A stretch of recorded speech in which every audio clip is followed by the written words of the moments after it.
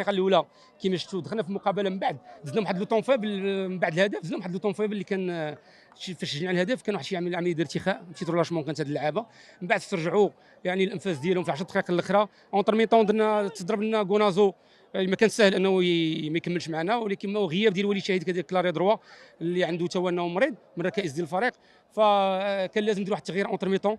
اخراج ديانغ اللي ما كانش الفورما ديالو اليوم، كان ضروري نشوفوا لاعب وسط ميدان اللي يقدر يخرج الكره ويقدر يمد يعني لاندين اوفونسيف بكرات، فكان الاختيار على ايوب بن عامر اللي رجع للميليو ديفونسيف، ودفعنا بزكريا جغله في الميليو اوفونسيف، والحمد لله راك شو 45 دقيقه الثانيه الدراري رياجاو، بغيت نشكرهم يعني رياجاو وعطاو يعني تقاتلوا بهذا المعنى هذا باش يحاولوا يعني ينتصروا في هذه المقابله دي، والحمد لله الله سبحانه وتعالى وفقنا. العموم كانت مقابله في مستوى عالي من الطرفين، رغم الصغر السن ديال اللعابه اللي عندنا، ما قدموا مقابله كبيره بكل صراحه امام الجمهور هذا والفريق اللي لعب على الصعود، النادي المكناسي بتاريخه وبلاعبين تجربتهم، انما بالنسبه للاعبين ديالي كانوا في مستوى، قدموا مقابله كبيره. كانت بعض الاخطاء اللي كانت فرديه في ليبراريتو هما اللي عطاو امتياز للنادي المكناسي، ولكن من ناحيه المستوى التقني كنا افضل، كنا سباقين للتهديف.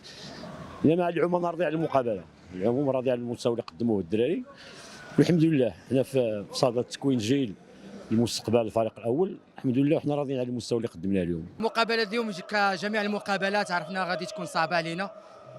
تنعرفوا فريق الفتح الرباطي عنده شبان اللي عندهم واحد الخطه اللي متعودين عليها منذ بدايه البطوله. حاولنا اننا نباغتوهم نخرجوا لعندهم، الحمد لله اللاعبين في الشوط الاول باغتهم الهدف اللي السبق ديال فريق الفتح الرباطي، حاولنا نرجعوا في الشوط الثاني.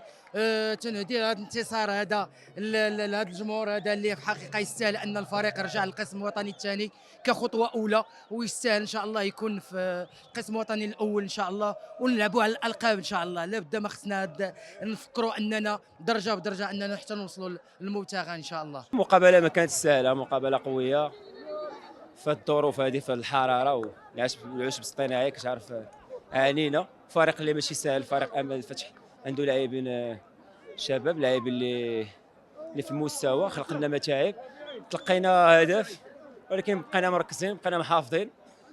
كنا عارفين باننا نقدروا نتعادلوا وننتصروا، لان باش تحقق الصعود خصك تبقى تنتصر في جميع المقابلات.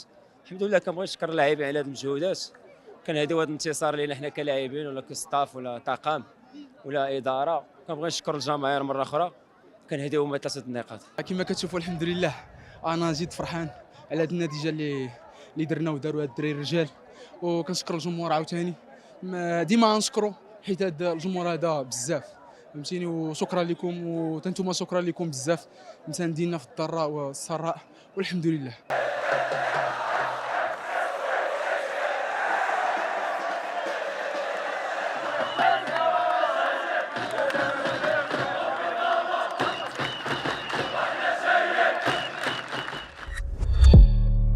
ما تنساش تشترك في القناة وتفعل الجرس باش يوصلك جديد الفيديوهات من هسبريس.